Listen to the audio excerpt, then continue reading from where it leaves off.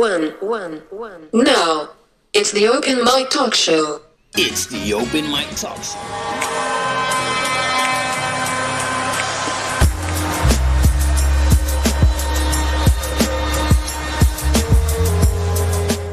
Hey, what's happening? Ladies and gentlemen, you're just in time for another edition of the Open Mic Talk Show.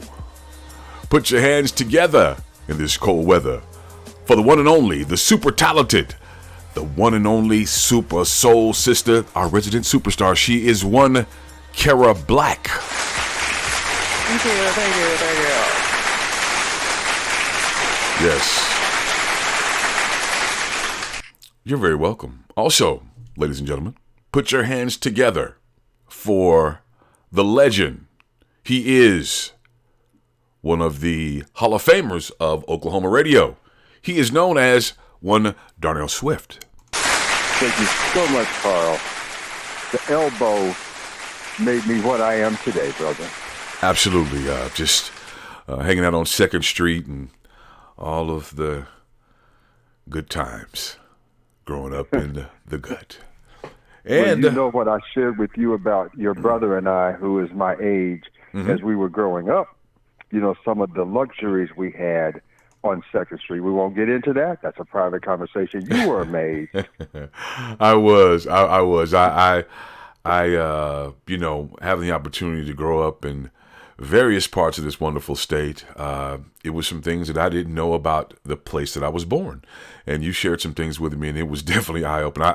I'd never heard that level of those particular stories, and it was definitely eye-opening. So maybe one day we can share that with the community. You know what? We can share it with the community. Speaking of the community, sister, Cara, I'm just going to humbly ask you, as I have done so many times over the years, sister, what is we going to do?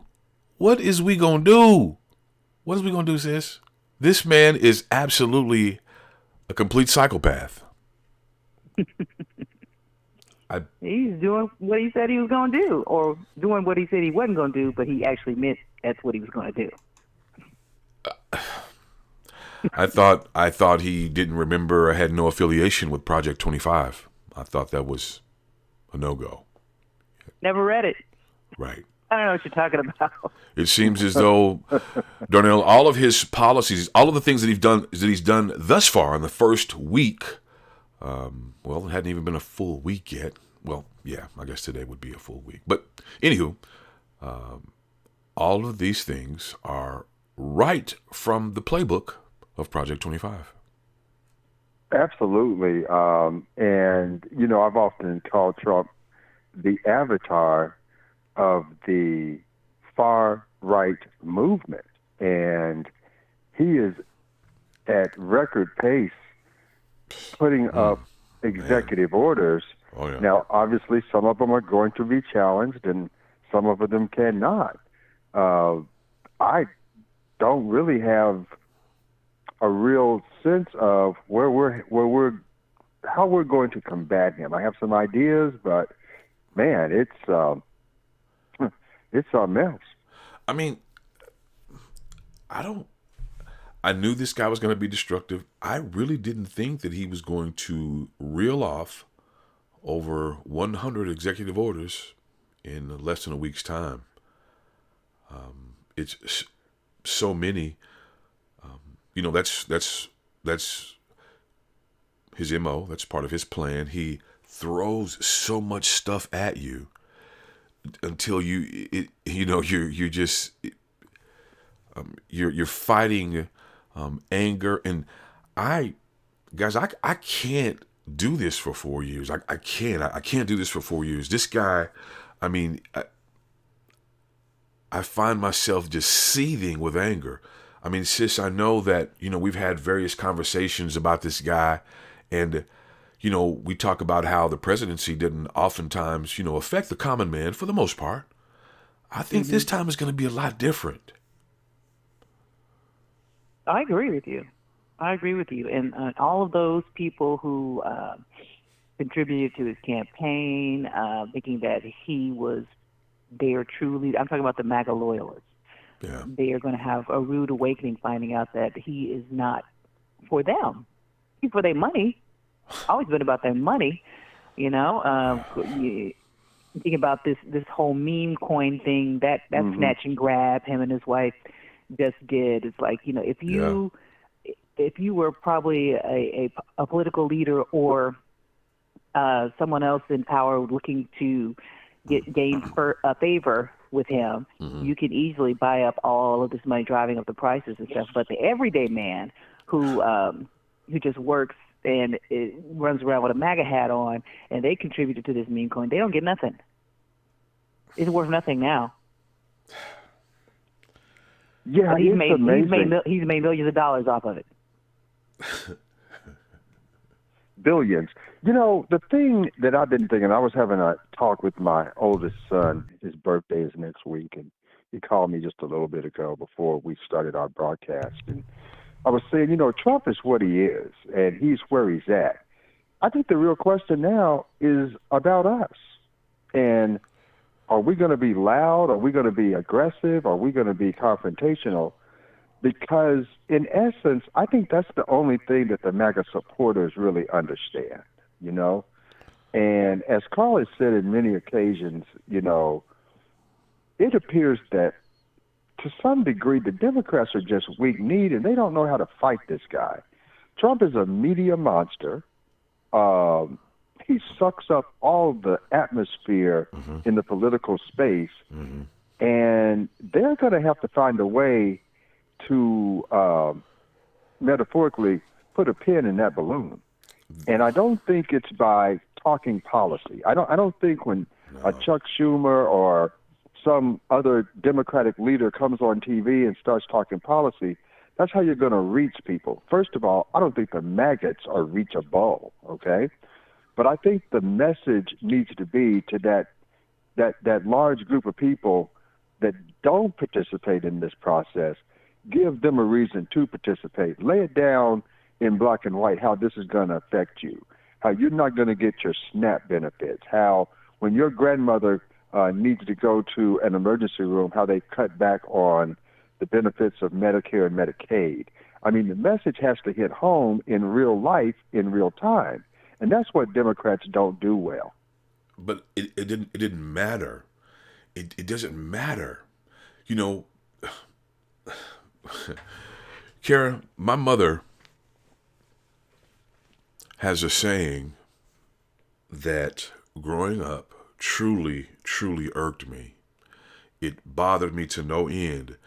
And it is so prophetic, it is so profound, and I found it to be actually just what it was. It was. She used to say to me all the time, she'd say something and I'd, give some excuse. And she would always say to me, but Carl, the end result is still the same. And that would just make me really, really angry. That's so simplistic. And how can you just but in reality, if I go to a supermarket or anywhere and Cara, Darnell, I shoot somebody, okay? Accidentally. I was actually getting ready to holster my gun, put it in my holster, and I accidentally shot somebody. Or I unholstered my gun, pulled it, and pointed at them and shot them. Well, they're still shot, right? The end result is still the same, regardless if I meant to do it or I didn't mean to do it. We are in a completely different space. The Democrats, quite frankly, they're not up to the challenge. They're not. This guy, they're not. They're not up to the challenge, or we wouldn't even be here. See, the problem is the Democrats, they didn't make enough noise about this. These people destroyed what they say the sanctuary, the people's house that they supposedly love. They desecrated, they smeared feces and blood and piss all over the office spaces. These people are absolutely unreachable. And not only that, the Democrats are not equipped to fight these people. They're not, or we wouldn't even be here. There's no way. This man is a literal thug in the White House. I agree with most of what you said. Okay? But I think there's two sides to the coin. I think the Democrats, in many instances, have been ineffective. I will agree with that to a degree. But at the end of the day, like your mom used to say, the result, what was it? It is what it is. The end result is still the same, yes. There were over 70 million people who didn't give a shit that still voted for him. And like I've been saying, I mean, Trump is what Trump is, okay? Who are these people and what is their end game? And I think it's real simple. They support Donald Trump because he hates who they hate. They don't like us, man. It's Kendrick Lamar. They not like us. You're right. And until we realize that, well, maybe the Democrats aren't the ones who are going to have to change this. Maybe it's going to be us at the ground level. Like, for example, you talk about your neighborhood, Carl, and how you're surrounded by probably a bunch of Trump supporters. How do we interact with them? When I take my walk every day, I walk down my neighborhood block, and I pass a Trump-supporting house every single day. And sometimes I see the guy when the weather is warm and I'm doing my little walk and whatever. I don't engage with him. He nods at me sometimes. I think he's gotten the message, it's like, I don't really F with you. You know he can't really tell because you're so light skinned. He can't tell if you're trying to pass. He doesn't know if what you might think you want to. Let me just qualify this for the broadcast, for the people listening to this broadcast. I am the blackest person on this broadcast. I ain't wow. I know it. He went there, didn't he? Says, well, up your nose with a rubber hose. And you know what? That's all right. It's all good. Yeah. I bet your neighbor be calling ICE on you. Boy, you bet. That's right. Know, Listen, hey, sir, I'm calling to report there's a gentleman over here. He's a bit suspicious looking. I'm not sure. I think you need to come over and give him I'm not sure about his ethnicity, but he looks a bit suspect. That's right. Hey, he might be from the Dominoes. Hey, while y'all playing around, my stepdaughter and Carl, you know my stepdaughter. She's biracial, right? Right. And she goes, they always think I'm a Mexican. I'm going to have to start carrying my Native American card with me because I'm liable to get pulled over. Sis. And that literally is the mindset. I'm not going to say that wit is afraid, right? But that's altering our life for some bullshit. Yeah, I mean, it's already happened in New Jersey. Right, exactly. They went in, and there were people who were, they were brown people, period. Right. And they didn't discern anybody. Right. Everybody who was white, okay. They said nothing to them. Okay.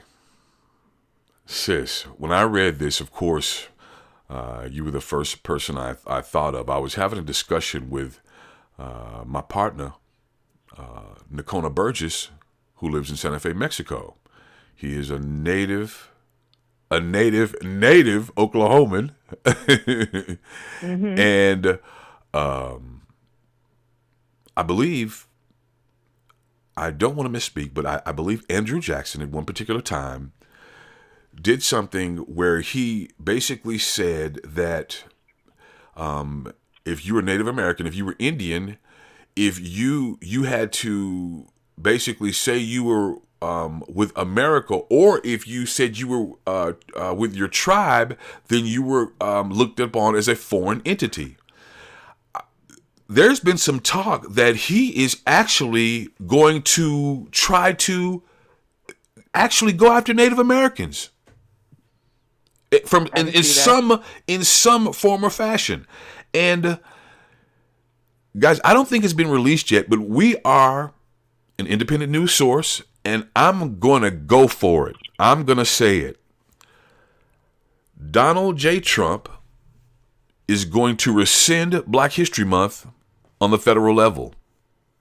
Well, he's already did the DEI order that strips the Air Force curriculum Right. All the first black pilots, the female Tuskegee Airmen, the World War II conversation. That's pilots. right. Yeah, Yes. they can't even talk about it anymore. Now, this is what surprised me a bit. They're going inside various components of government and actually that in depth, that far, like looking, peeking, and poking around. I mean, they're going to dismantle pretty much the government that we have all known brick by brick. They call it the administrative state. You're absolutely right. Yeah. They want business to handle what the government does. It's all about money. It is, because Right. all of It's the all money. right there. It's money. You know, you alluded to them coming for the tribes, and you know that's all about money. It's water rights, it's Right. land rights, it's mineral rights. Those two, they coming for the Oil. lights too. They taking Yeah. everything from everybody. That's Taking right. everything That's from right. That's everybody right. if they can. So. Yeah. Well, so if you look at Project 2025, if you look at that, there's I was calling it Project 25 earlier. Forgive me, I Right. misspoke. We understood what you meant. Project 2025. It basically had some of those same talking points throughout that manifesto, if you will. It talked about, you have Hispanic month and Irish month and just different ethnicities that are celebrated on a federal level. They're going to remove all that. But one of the things that you talked about is money, and you're absolutely right. The bottom line for all of this is money. And you know what? When all that money that the government will not be paying out will now go unaccounted for, and they're going to pocket that money.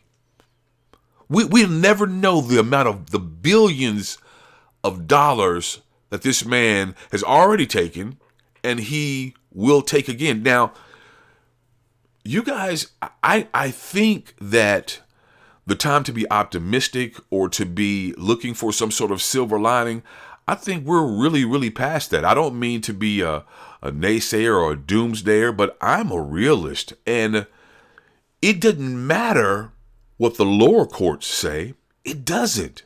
Because as you can see, Donald Trump's whole game, his whole adult business life has been to use the courts, and his people are very, very good at that. And now he's the president. So all he's going to do is push him, install him, and push him to the Supreme Court. What's going to happen there? Right, and we were having this discussion. We are here, guys. We are here. We're at ground zero. This man has complete autonomy. He has unfettered power, and we are in real trouble. When the Supreme Court gave him that blanket immunity, if you will, that's the game. Is it not? Am I missing something? Sis, what am I missing something? I don't think you're missing anything. I'm sorry. I don't think you're missing anything. As I was saying yesterday, Trump is going to push the limits, right? And at some point, I don't know what it's going to be, what issue it's going to be, or where it's going to come from. But at some point, we're going to be tested, and these other institutions are going to be tested. And one thing about politicians, they love their power. Okay?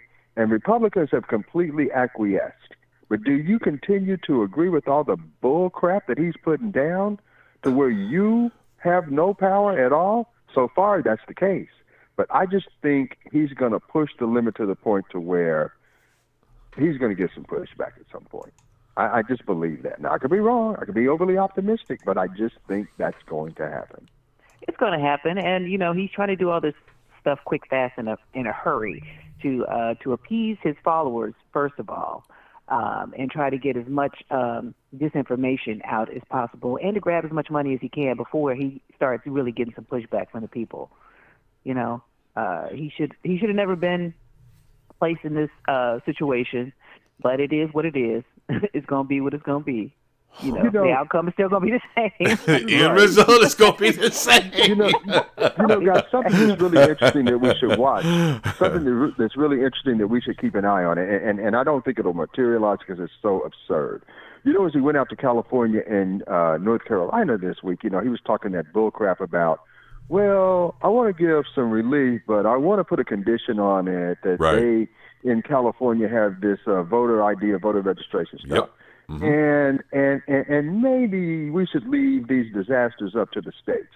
Well, we all know that it is the blue states Yes. that produce the revenue that allows a state like Oklahoma to get more money back from the federal government that they send in. That's right. Can you imagine a major tornado happening in a red state like Oklahoma, Arkansas, and then the federal government saying, well, you're kind of on your own, okay? There will be major pushback from these red state governors. So some of this, of course, is hyperbole with this idiot, okay? But they're dangerous. They're dangerous, and we all know that. But I just believe that there's going to be a tipping point to where it's like, whoa, wait a minute. We can't do this. What would that be at this point? I'm genuinely curious, sis. I mean, what would that be at this point, sis? Seriously, well, it would be an example of what I just said.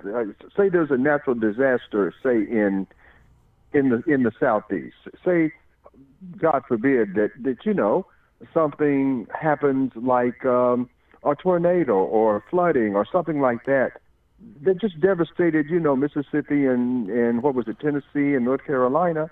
These are those are red states, right? They don't have they don't have the resources to recover from that. sis, That would be one example. Well, sis, as I listen to Darnell say this stuff, I completely disagree. They've killed everybody's grandma, okay? The dude killed everybody's grandma a couple of years ago, dude. Like, we had refrigeration trucks lined up all across this country as portable morgues. I mean, No, I get you. And that alone should have been that, enough. You're right. He killed many of his own constituency. I mean, No, what? I agree with Darnell to that extent that once something happens, like if we have like a major catastrophic event here in Oklahoma, let's say we have a tornado along with an earthquake because of fracking, which is going to resume again. And it's like nothing we've ever seen before. Okay. What are we as a state going to do? What type of aid can we provide to our own local residents without the help of the federal government? Where are the reserves? They took away all that money from us during COVID for the people who were getting assistance. Then that money just miraculously disappeared. Where did it go?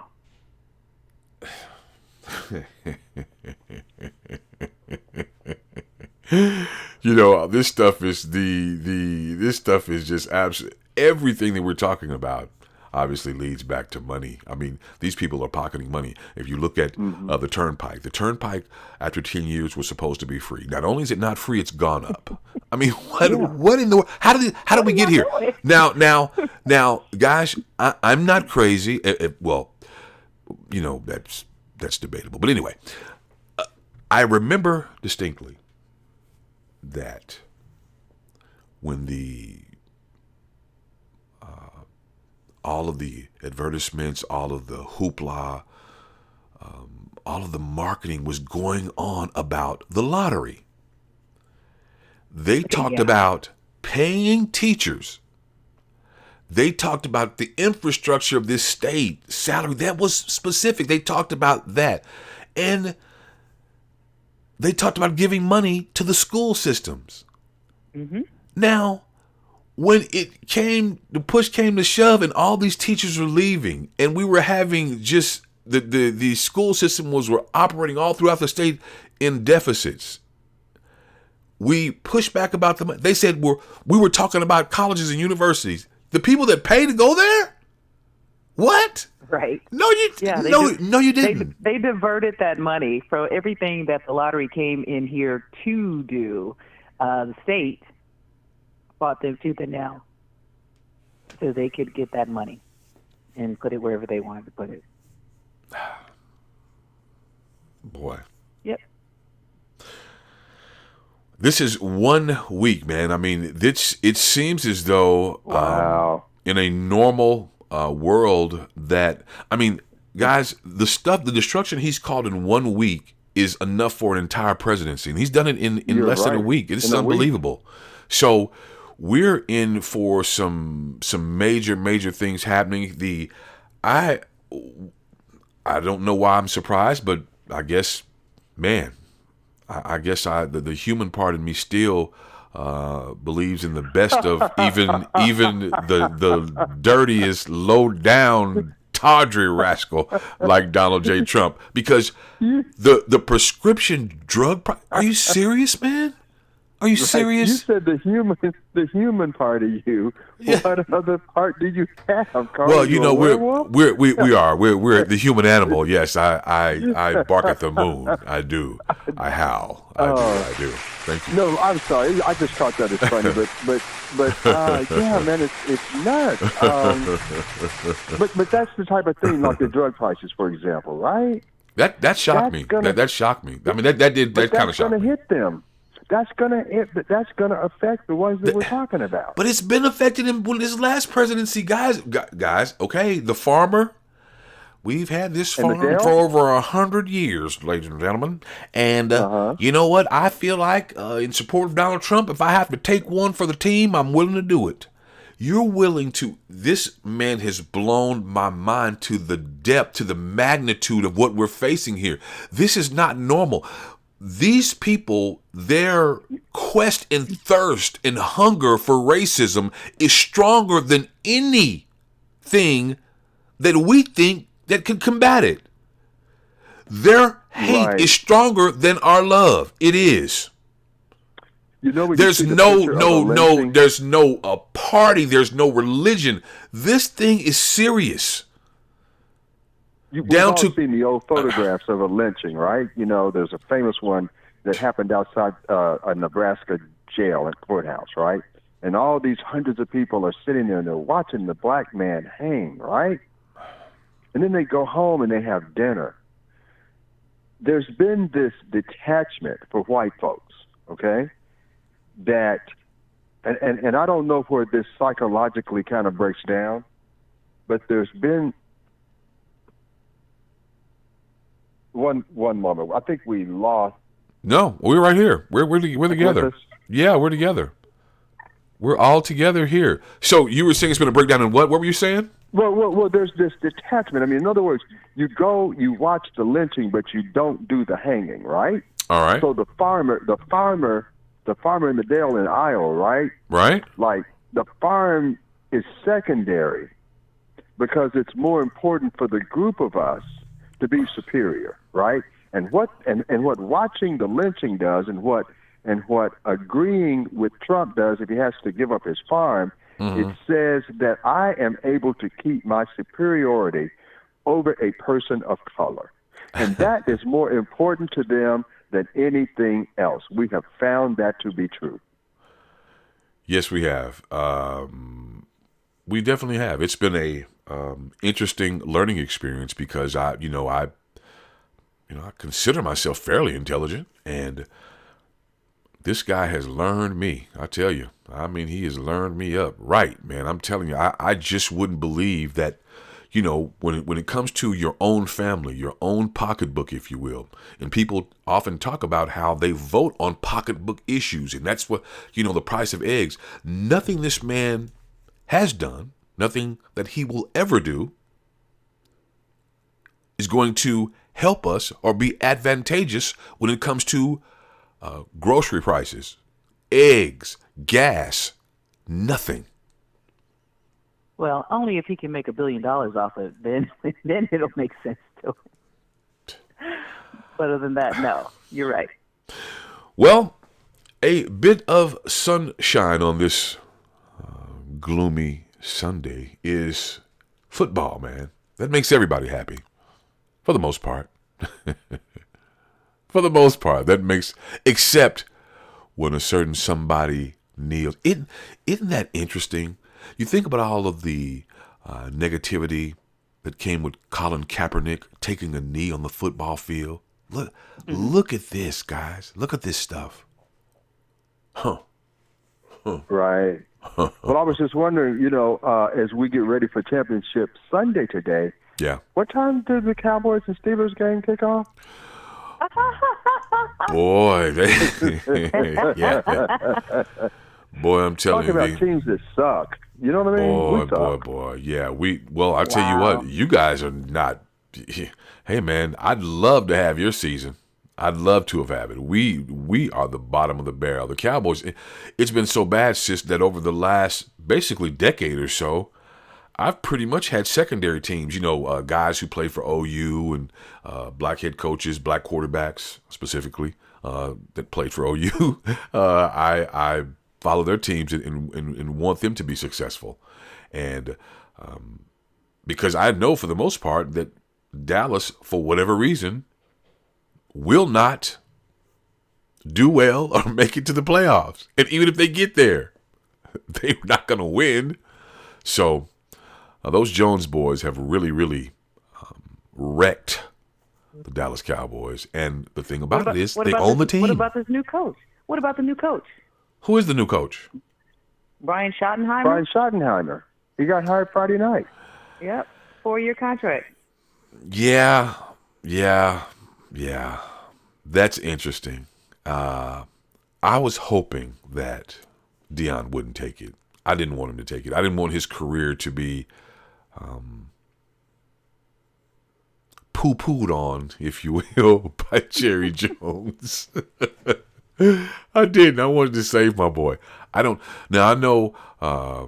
that's the son of legendary head coach Marty Schottenheimer, and I'm calling him a legend, but he is. But he he had a very, very terrible record in the playoffs, as a matter of fact. But he never won the big one. He was coaching the Cleveland Browns when they had the two fumbles. The two in the championship game. I'm trying to figure out who to root for.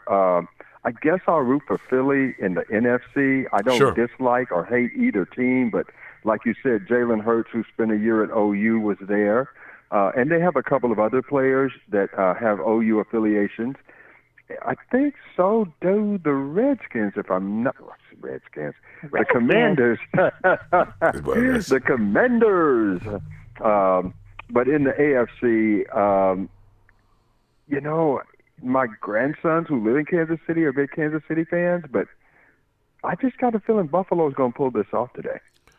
Sis, how do you feel about how do you and conversations you've had over the years, how do people feel about the Redskins versus the Commanders? Glad they got rid of the Redskins. It was offensive. Okay. Yeah. Mm-hmm. Commanders, I don't know where they came up with that name, but, better than the Redskins. Right. That's, if you, I remember there were some shirts that people were printing, and they were just having popular sports teams, and they were changing them to the Houston Honkies and different things, the Southern Crackers and different, right? I mean, not actually the Negroes, but they were just changing the names, and people were like, "Oh my goodness, that's well, yeah, well, welcome to the club." You see how that feels. Now that's not, that's pretty derogatory. So yeah, that's very derogatory, and being our age, they like it though, but they like it. All the Native American groups said they love it, and you're taking away some of our heritage and culture. Yeah, they said that. They did. And unfortunately, as a child, I didn't know that was derogatory. You know what I'm saying? I didn't really get that as a child.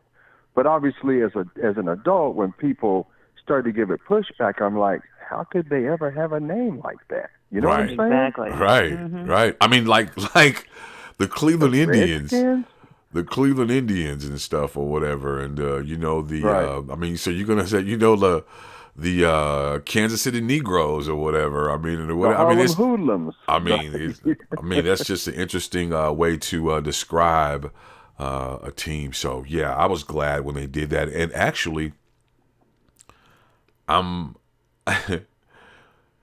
would you believe that? I think that during his tenure, he may request that they change the name back or something. Seriously, like this guy, like this is the depth that this guy's going to like throughout society. Like stuff that you think that's not on people's radar, it's on their radar. Like everything, everything. Yeah. So I don't know, man. We're really in for a big 4 years. But anyway.